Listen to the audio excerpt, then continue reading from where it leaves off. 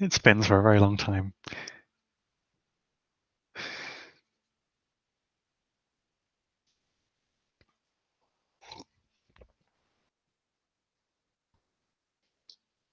Is it ready? Yep, it's going. Hello, this is the public dev meeting for cert-manager, and it's Wednesday, the 30th of June, 2021. I think there are no new attendees, so we can just launch straight into it. First item on the agenda is talking about the spell check GitHub action, which is linked from the agenda document, but it's attached to this meeting. So, who wants to talk about this? Yeah, I might have added this item.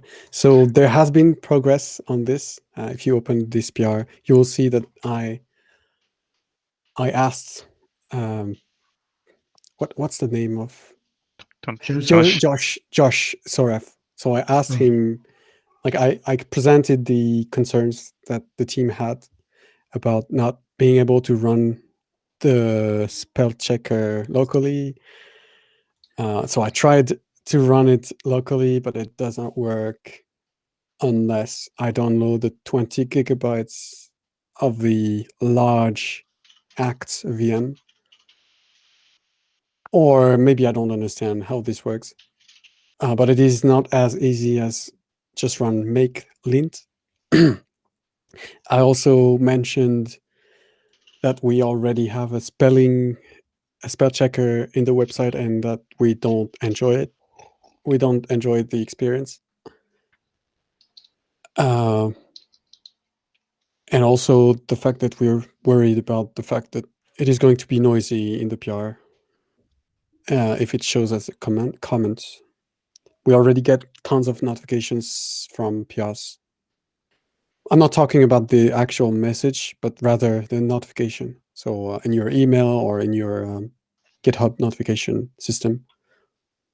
Yeah, that's everything I said to him. And now I think we're in a wait state. Like we're waiting for improvements, I guess. I think. Oh, wait. Yes, Richard. So I don't think we should wait. I think we should just, all the other projects where he's fixed the spelling, he has simply fixed the spelling and not tried to introduce the checker. So I don't see why he can't do the same for cert-manager. We get the spellings fixed and then we move on. And also, probably if it's what did you say, a multi-gigabyte download, then it's... No, actually, no, it's not that bad, actually. I shouldn't have said that. It's because I didn't know how to use this. But even though you could use Act, and I think it requires so that the image is 500 megs large.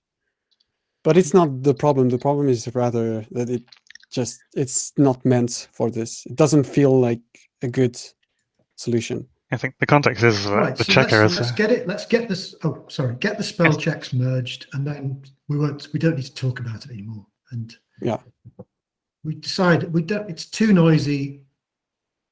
I'm saying this because I feel like I just want to end the discussion. But the spelling corrections are most useful, and we should thank Josh for those. But the tool just doesn't.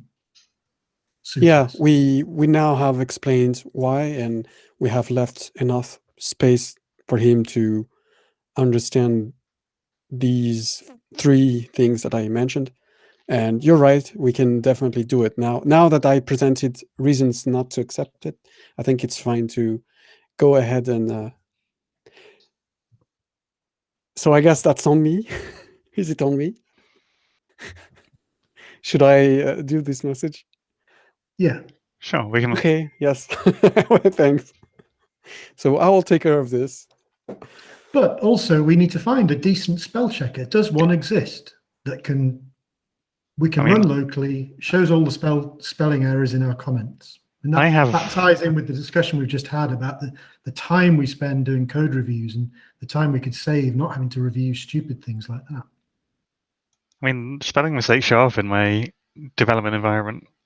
Like, I don't think I've committed anything with a spelling mistake in. So maybe just encourage everyone to do that. Yeah, I do Well, mistakes. they do show up. I mean, I spot them all the time in code reviews, but surely there must Maybe be is it something. that important? Maybe, like, I changed my mind. Maybe it's not that important, as long as it is understandable, as long as the most important thing is that the sentences must be readable, understandable. That's It's the important most for the important API thing. docs, right? I don't know whether the spell checker on the website checks the spelling of the rendered API docs that are part of the website. No, they No, it don't, doesn't. because we can't. So we that's cannot. important. And the other thing is the website spell checker is so hopeless that to me is the priority. Like, if we need to find a way to a spell checker which shows us the actual word that's wrong rather than just a clipped paragraph with which it tells us there's a wrong word in. Okay, yeah, that makes sense. So that makes sense. The API comments, the API should be. We should focus on that for spelling mistakes somehow with some tool. Not this one, because we don't. There are some requirements that do not that aren't met. So let's continue the discussion at another day. If someone has an idea, please share. Okay. Makes sense. Param, Okay. what do you use at Amazon for checking spelling errors? They I don't. think we use all They don't kind make of tools. mistakes. Yeah, They don't make those are our mistakes. internal tools. Yeah. Okay. This is the problem with like massive companies have the resources to have a huge amount of internal tooling to make sure their repositories are all in very good condition.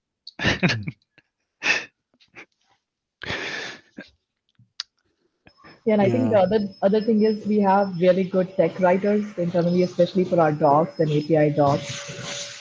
There's a separate team who looks at that, and they have their own fleet of tools to make sure our docs are like up to a bar. Right. That makes sense. Anything else on spelling? Or we can end thinking that we should probably do something, but I don't know what it is.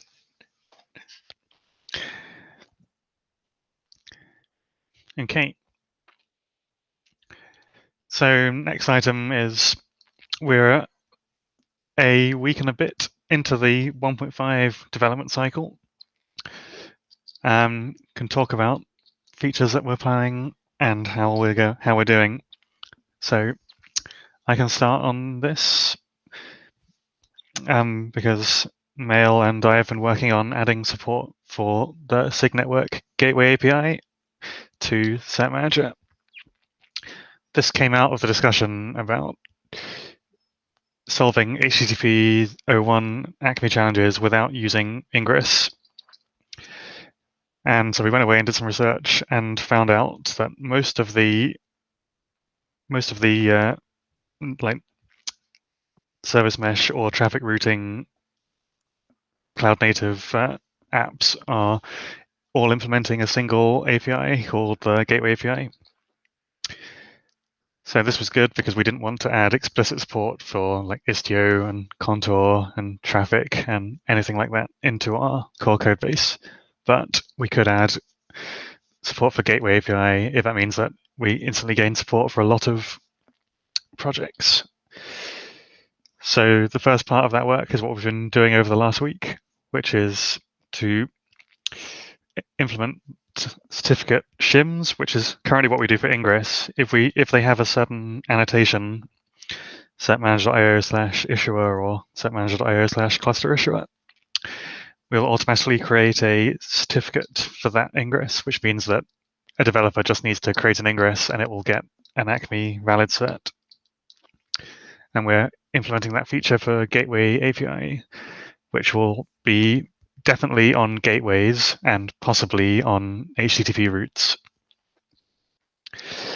And there's a couple of open PRs that are like in the middle of a review cycle. So I think that's where we are on that.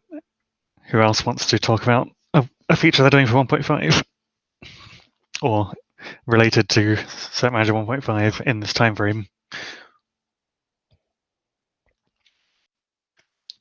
I have reviewed the, sorry, I had to move to get my charger plugged in.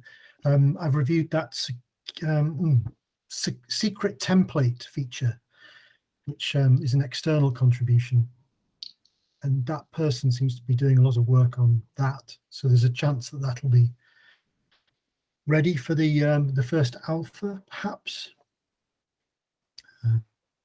So that's it's a way for you to it's a new field on the certificate which allows users to specify certain annotations and labels that will get added to the secret that cert-manager creates or modifies for that certificate, which seems like a good idea. And it's a much requested. It seems like it will close a number of issues in reported by our users, people who want everything to be labeled with have a particular label or annotation so that they can track the secrets for a particular application and stuff like that. There are also people who, I think there's another person or another series of reports from people who don't want cert-manager to copy the labels across. Am I right in thinking that? Yeah, I saw another issue today as well. So cert-manager currently copies annotations across, and there's a bug there where we copy across the kube control last applied annotation, which is completely wrong. Oh my god! Yeah. So actually, we probably should revisit that whole class of copying labels and annotations from resources to resources created as a result of running that of a controller processing that resource. Yeah. And relatedly, there's the bug about how we in our static manifests aren't stripping out the Helm annotations. So we should try and fix that for the. I'd like to try and fix that for the alpha as well.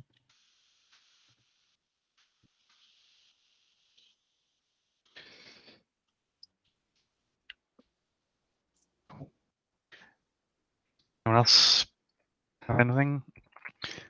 And not necessarily cert-manager related, but I know Ashley's been working a lot on improving the website and documentation. How is that? I have, but how is that not necessarily cert-manager related? It's entirely cert-manager related. Sorry, not code-based related. Yeah, I've made a lot of changes there. There's still one PR from the bunch that I raised in progress, which I just sort of mention or post a link to every day. It's not particularly urgent or anything. It's just still flying about. I once that's merged, I saw Tim has done a lot of stuff with this. I would like to dig into that a bit more, but I've been doing some closed source stuff and haven't had a look at it yet. As a PSA to everyone, you might want to, when you next check out the cert-manager website, if you haven't done it recently, you're going to have problems with submodules, and you'll need to update your version of Hugo. So you have been warned. There's discussion in cert-manager dev, so you should be able to. It's not difficult, but it caught me out.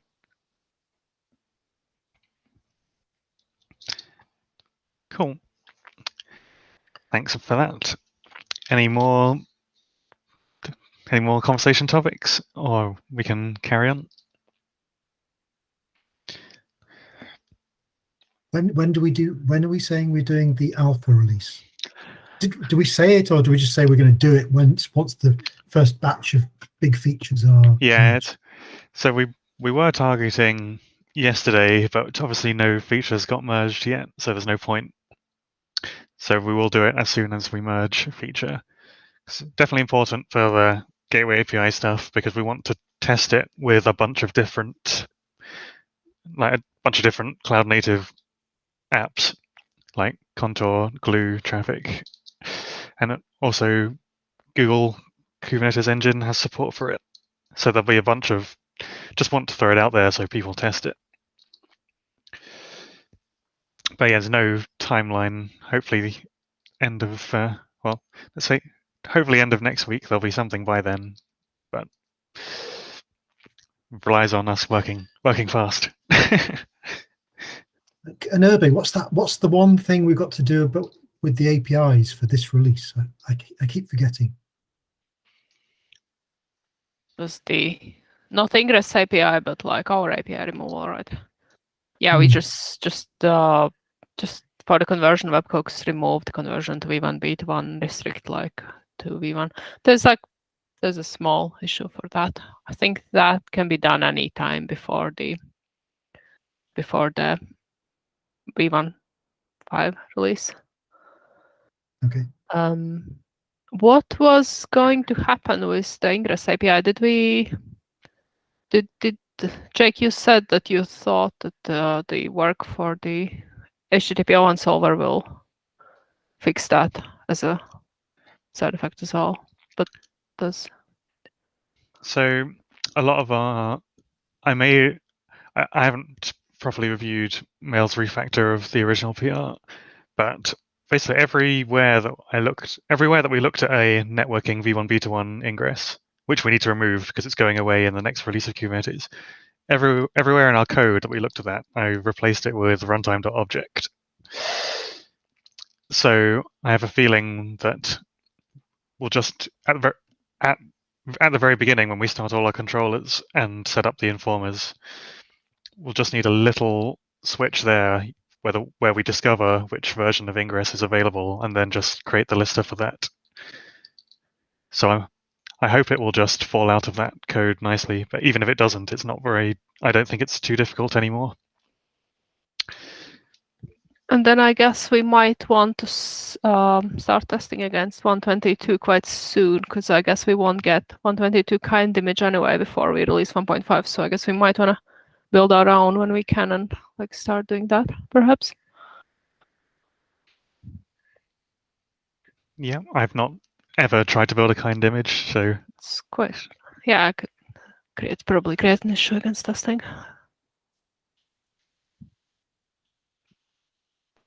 Cool.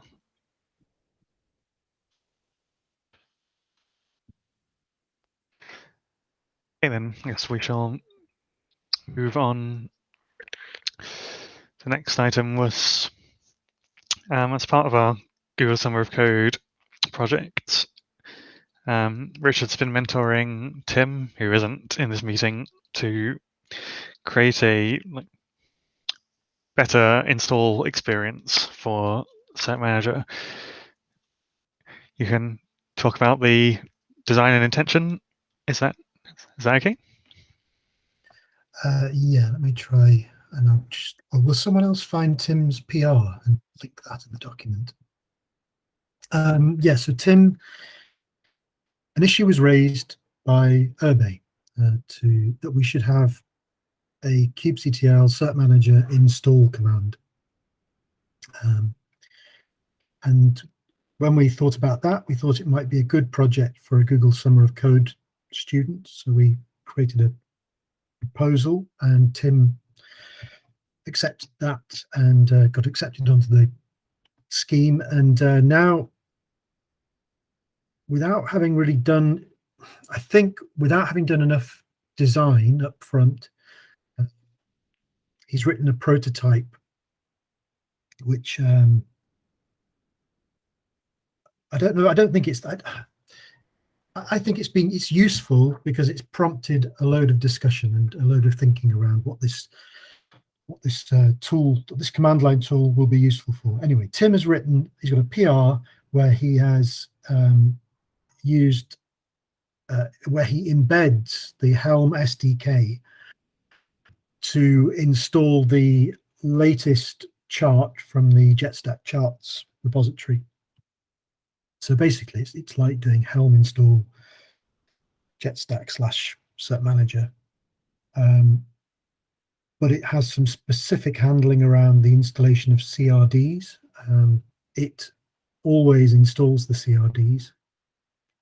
And by embedding the Helm SDK, it also provides all of the templating options that Helm install and Helm template give you, which seems quite flexible, but anyway.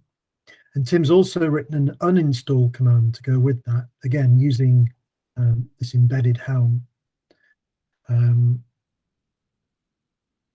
And that works quite well as well. I've reviewed this branch and I've tested it, and it does do what it was intended to do. But the problem is that by embedding Helm, we drag in hundreds, dozens, or maybe hundreds of new dependencies into our Go sum file, and we increase the size of the cert-manager CLI by like 30 megabytes. So it grows from 40 megabytes to 70 megabytes. 40 megabytes is too big for a CLI tool, I think, but 75 or 70 is way too big, in my opinion. Anyway, what else have I got to say? I think, Urbe, what you were thinking of when you wrote that issue was something like Linkerd install, which actually doesn't install anything. It just generates the manifests, which you then pipe into kubectl apply. And it offers you as command line options or a bunch of configuration options, which actually, I think, mirror the various template options that they have in their Helm chart. So yeah, it allows you from their command line tool to generate your own customized static manifests. But then when we've looked at how that works, it actually also embeds the Helm SDK, and the binary site, the Linkerd binary is pretty huge as well. It's like 50 megabytes. And presumably they have all the same dependency problems, or they have the same bloating of their dependencies. Whether it causes any problems, I don't actually know. What else have I got to say? We've examined the istioctl install command, and that too embeds the Helm SDK, but it actually does install the manifests into the cluster. It may also have a template feature as well, but I can't quite remember.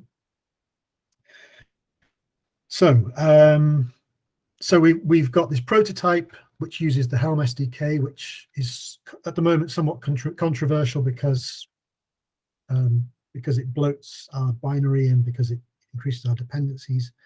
But it's not unprecedented because Linkerd and istioctl both seem to do the same thing. So then the question is, what's the point of this CLI? Who's going to use it? Why would I bother downloading the cert-manager CLI to generate customized manifests when I can do that already using Helm template? And I haven't really got a good answer to that. I probably would just use Helm template to generate a custom static manifest, and then I suppose I might customize it further, customize that static base manifest using something like Kustomize. But what the tool might be useful for is for those new starters. And that's what I've tried to document in the website PR.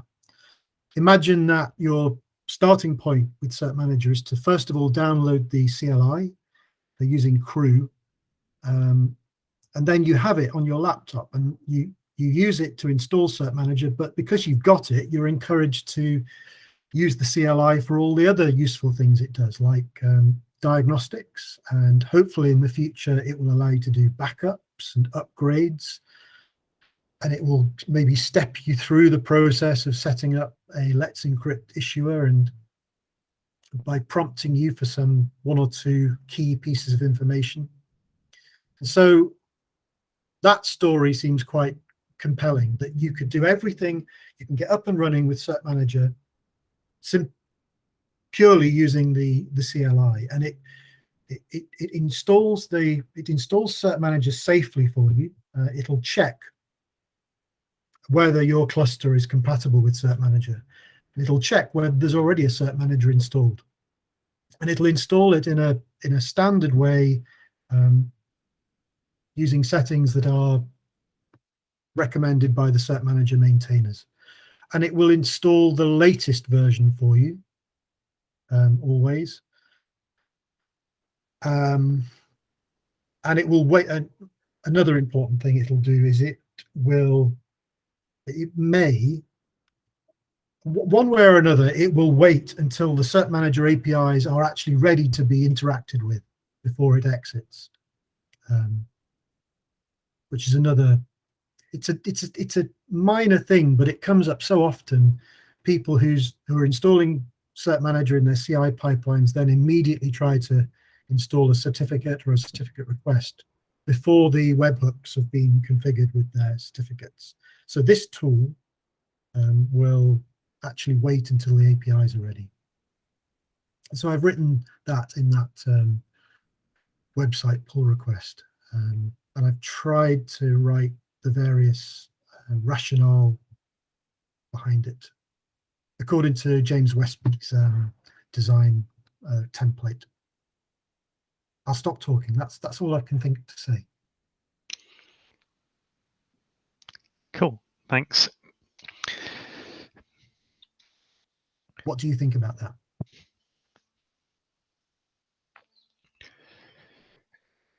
Yeah, I think our new starter experience is probably not the best, just because this is what happens when a project evolves from a utility that someone made for their own use.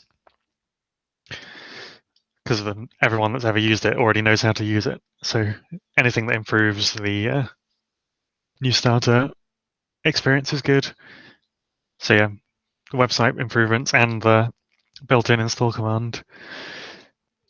Because if we had our cert-manager speed run, you could just say wget our plugin and then type kubectl cert-manager install.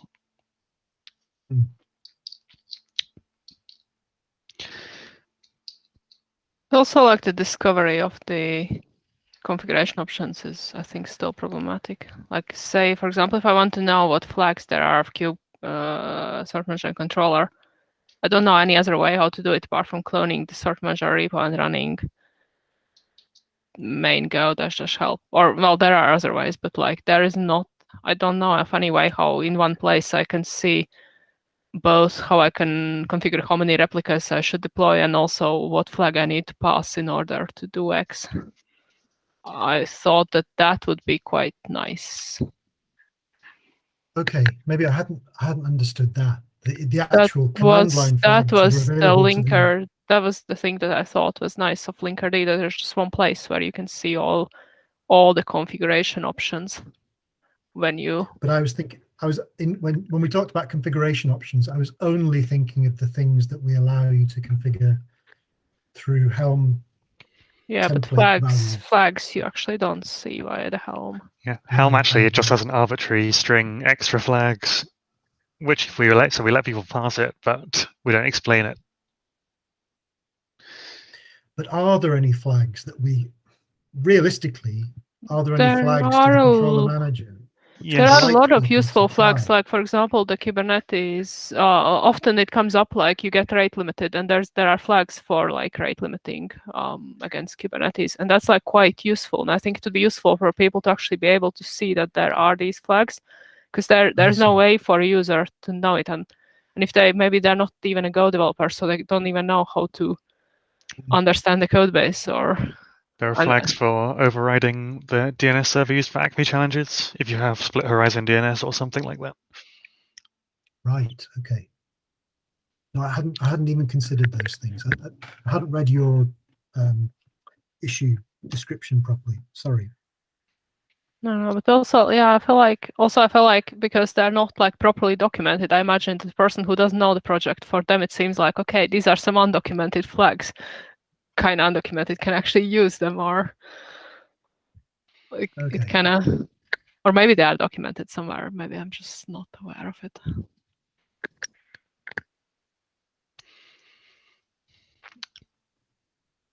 Okay. Yeah. So documentation and like just general user experience. Yeah. So like when we start thinking about this command line tool, you actually start realizing that a big part of the problem is the documentation. Like, I think that's true. It's confusing. How do I know whether I should use Helm install CRDs or just plain Helm install? That's not clear. And I don't even think the advice on the website is right. I don't understand why the install CRDs option isn't the default, personally. Well, I hadn't even thought about it until I started reviewing this work by Tim. So it's been useful for that reason. And Tim, the documentation that Tim's producing is actually a reworking of the installation section rather than documenting the installation in terms of the cluster platforms like Kubernetes, OpenShift, etc. It's documented in terms of the tools that you might use to install cert-manager.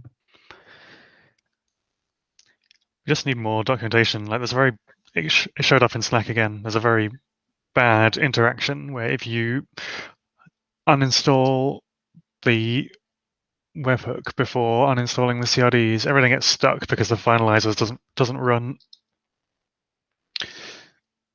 Because obviously it can't run because the webhook is gone. Which is only a big deal if conversion needs to happen, which will be happening if people are upgrading from an old version to a new version, like a very old version. I'd forgotten about the finalizers. I know that we've had problems with that in the past, and I kind of thought they disappeared, but maybe. Yeah, but because no one upgrades because maybe the experience is not very good, so they only upgrade when they want a new feature, and then they don't know how to do it. Another question then. Urbe, when we remove the old APIs, do we remove the conversion webhook? Is it necessary Yeah, anymore? I think we have to remove it. Like, there's no reason to keep it. And that'll simplify things quite a lot. Yeah. Well, yeah. And to that extent, but about Until the we introduce- finalizers, there is a closed GitHub issue that I think Mike Bryant was answering to, where he helps someone who had just deleted cert-manager namespace, and like resources got stuck with the finalizers, and there are still people occasionally replying to this issue. This hits someone now and then, but I think they find that issue and they kind of just patch the finalizers field, remove it.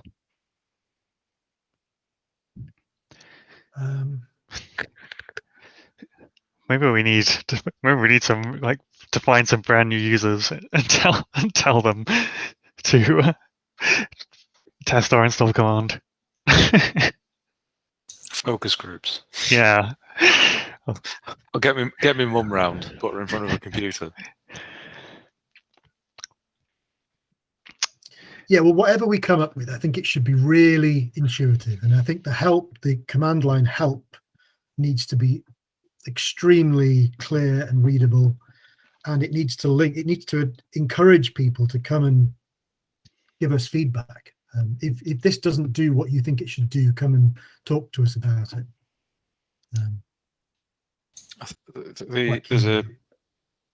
There's a command line tool which was discussed before, Age or Arge, which if anything happens there, is like, was this not what you expected? It's like, please raise an issue here, links you straight to the GitHub repo. There's no reason we couldn't do that. Yeah, I think what's, as you've kind of hinted at it, like by writing like a new tutorial for people to sort of speed run installing cert-manager and get their first cert issued, we will find a lot of the bumps in the road there and like opportunities to optimize it. Like just by writing that down, like pretending to be new users and writing down a tutorial that those new users can follow will surface a lot of this stuff. Yeah. I'll better stop because we've only got 10 minutes left, Yeah. and Param's got to talk. Our last agenda item is, so it's to do with the AWS private CA issuer, which last week we have moved to the cert-manager organization. So this is a good collaboration story where there was a open source project for issuing certificates for AWS's private CA service.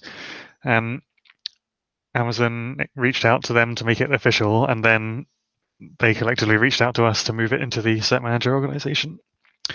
So that moved last week, but there is still some automation to do because now it's under the cert-manager org. We can host Helm charts under our artifact hub.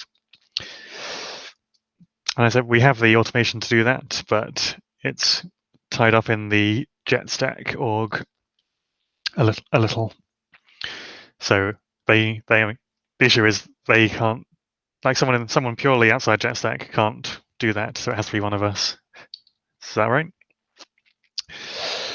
And I know that I said I would do that, and it hasn't been done yet.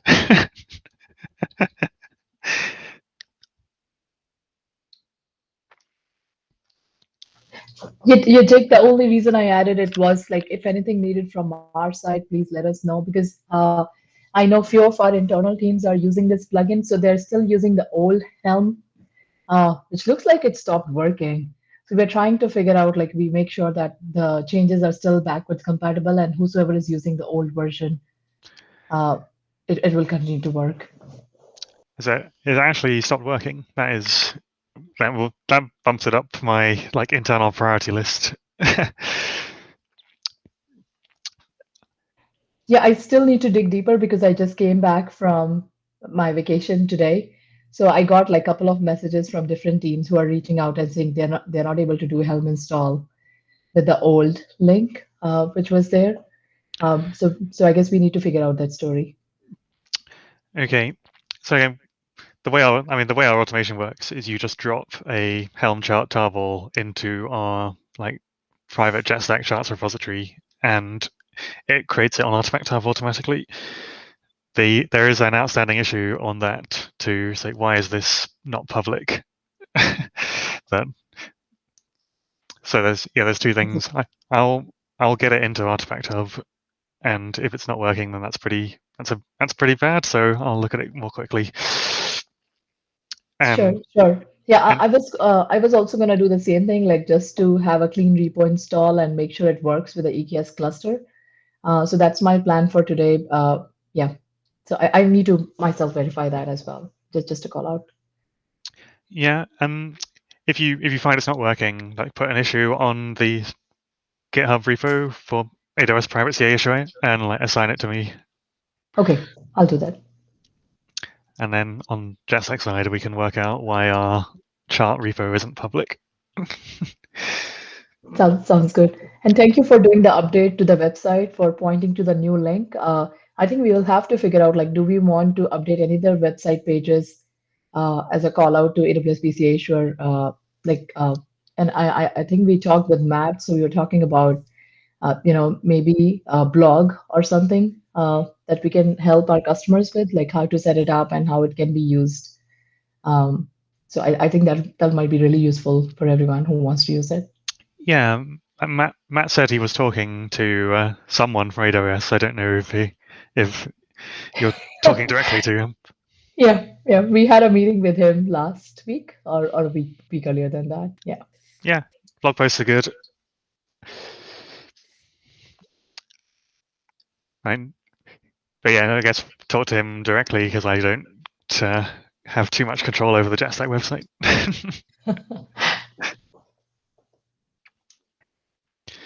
Awesome.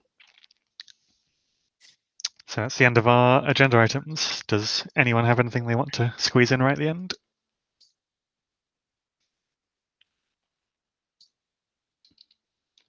Silence is golden, so that's it then. Thanks everyone, and I'll stop recording now.